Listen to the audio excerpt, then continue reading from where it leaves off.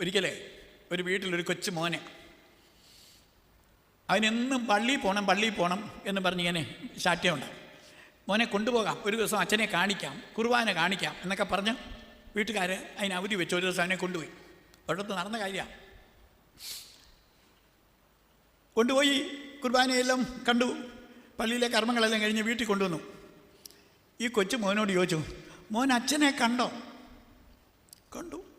അച്ഛൻ എന്തോ ചെയ്തു? അപ്പം ആ നിഷ്കളങ്ക ഹൃദയത്തിൽ നിന്ന് ആ കൊച്ചു പറഞ്ഞേക്കണോ, അച്ഛൻ എല്ലാവരെയും വിളിച്ച് പനിയുണ്ടോ എന്ന് നോക്കി വിട്ടു.